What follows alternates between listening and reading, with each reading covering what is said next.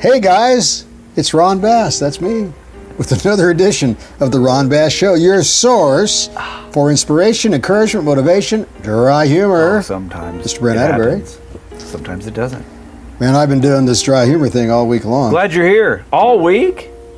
You've been funny all week? I've been trying to be funny. Okay. It's like being around you, I get into this dry humor mode, whatever. And not like a la mode, but... I like a la mode. I like a la mode. I do. Yeah. I love ice cream on cobbler. I love ice cream. And cake. Oh, cobbler. Yeah. I can't find cobbler anymore. Like I used to go to Steak and Shake restaurants and they had cobbler and ice cream. Yeah. Oh my goodness. Yeah. It's not there anymore. Well. What's up with that? Oh, people don't want to take the time and make things from scratch. And you know why? Get it fast. Because everybody's in a hurry. Yeah. Got to stop that, guys. You got to slow down just a minute. Smell the roses. Chill out a minute. Look, I'm busy, not all the time, but often, and that's cool. And I'm in business, and I enjoy that, and that's great. But you got to take some time for yourself. Get in your car, take a drive once in a while, and just turn off the phone, roll down the windows, relax a little bit, think, make some notes, get organized. You can't write when you're driving, that's though. That's a good point. Well, you can kind of... You got to pull over. You can kind of, no, I used to drive with my knees. Yeah, but that's and then I would drink a cup of coffee over here and I'd be riding over here. That's crazy, isn't it? That's a bad influence. I told somebody the other day when I was like 16, I bought this car for like $200. Gasoline was 19 cents a gallon. Golly, that was a long time ago. No brakes. So here's how I used to stop the car. I used to open up the door and put my foot down. Couldn't drive real fast, but I did that. Seriously. It's crazy. You can't stop a car when it's going 20 or 30 miles an hour. I'm telling you, I would just roll to a stop, like I put it in neutral, and then when it got to the stop, I'd just put my foot out. That's like Fred Flintstone and Barney Rubble. I didn't know any better, which proves the point. You can do anything if you put your mind to it. You work with what you got. You work with what you got. Well, we're going to talk a little bit about how to make things go better for you in your day in and day out life. I've been thinking about some things this week. That's kind of dangerous, too, when I think about things. But look, guys, there's more than one way to skin the cat. I come across these conversations almost every day with my students or my friends. Every day you're going to have something that's going to really tee you off, upset you, frustrate you, disappoint you, embarrass you. I could write a book, right? We do the podcast. That's my book, to express myself and talk about things in my life that I've been able to deal with, find solutions for, overcome, and then share it with you guys, or whoever wants to listen, which is not maybe a million people, but hey, for me, it's the idea that if we can help one person, give somebody a little bit of encouragement, one person, it was all worth it to me. Plus, I enjoy doing it. I've always been fairly good at public speaking. I kind of grew up in that world. We talked about that. Speech and debate in high school. So this is something I've always really wanted to do. It just took me a long time to get here. But thank goodness I have Brent to help me with this. We've been at this 5, 6, 7 years now. Yeah. So we are on audio on Spotify, of course, YouTube, video. Find us either place. Now we're doing shorts. We've been doing that about 6 months now. So it seems like a lot more people like to watch the 20-second blip instead of the 15-minute podcast. Yeah, I did pants today. Mr. Funny Bones over here. But at any rate, so what I'm trying to get at is, look, we have to find a way to manage, to overcome, to deal with things that we don't like. And it's not like it's not going to happen. It's going to happen every day. You can be the richest person in the world, the poorest person in the world, healthiest person in the world, sickest person in the world, youngest, oldest, biggest, smallest, best looking, not best looking, ugly, fat, skinny, whatever. It doesn't matter. You're going to have things happen that you don't like. And the secret, we talk about this all the time, is to find a way to deal with it. What was that show on TV years ago? Let's Make a Deal? Yeah. President Trump's all about making a deal. There's deal or no deal. Deal or no deal. That's another one, right? Yeah. President Trump, he's a trip, man. He's always like, he's got to make deals. Every day is a deal. But that comes from his background in real estate in New York City. Yeah. Doing deals with the real estate. Buying low, selling high, buying low, keeping, renting, remodeling, turning, flipping.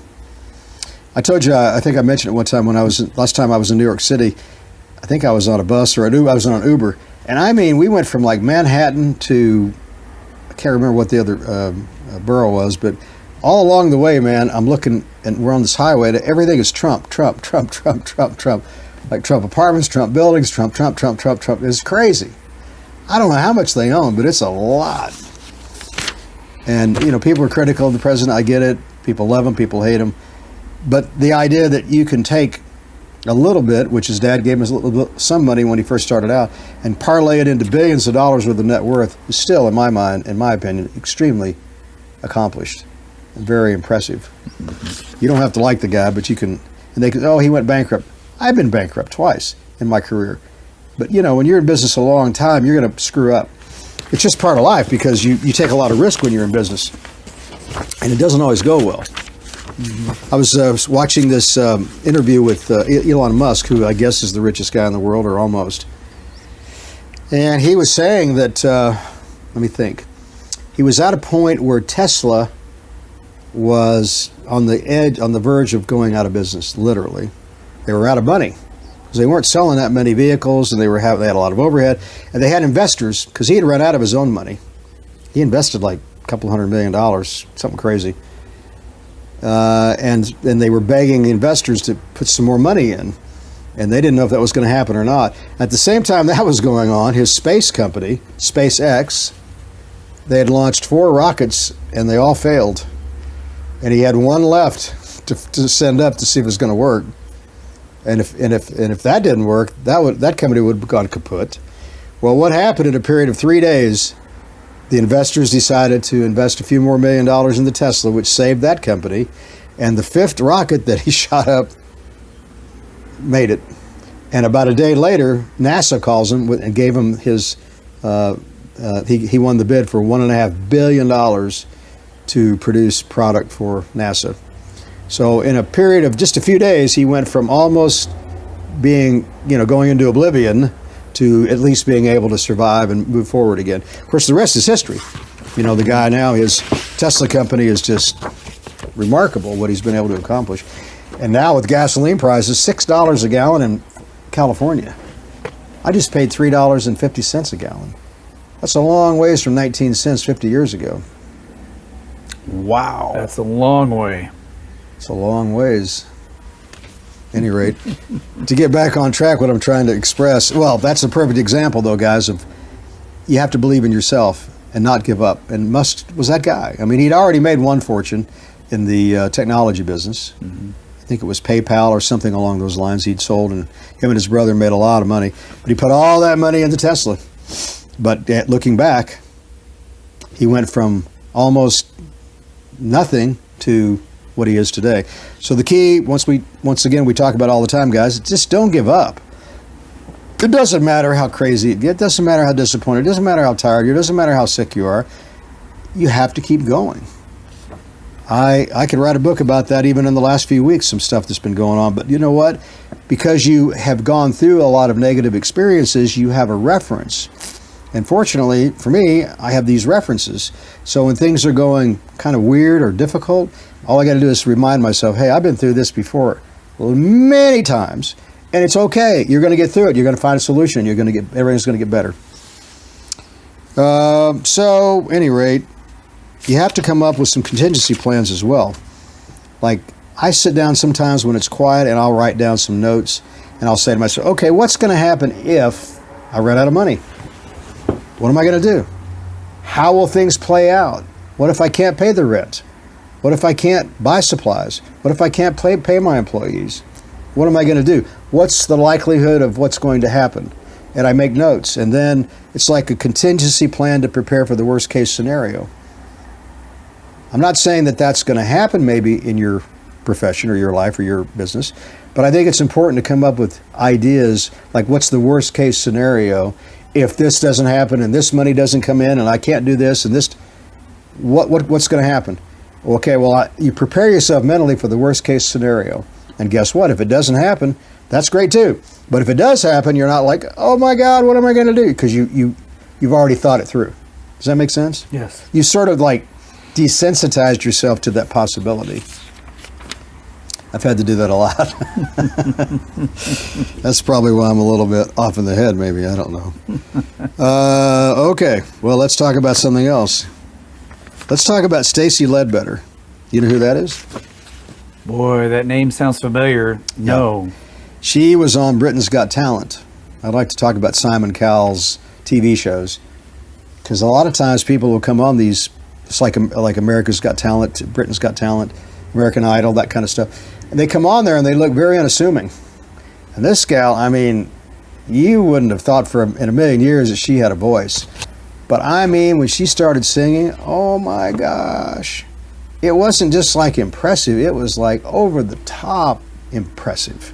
Wow. And the crowd went crazy. And she was like not attractive, she was very overweight.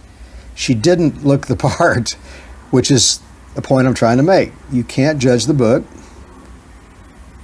by its cover. Thank you. Ding, ding, ding, ding, ding.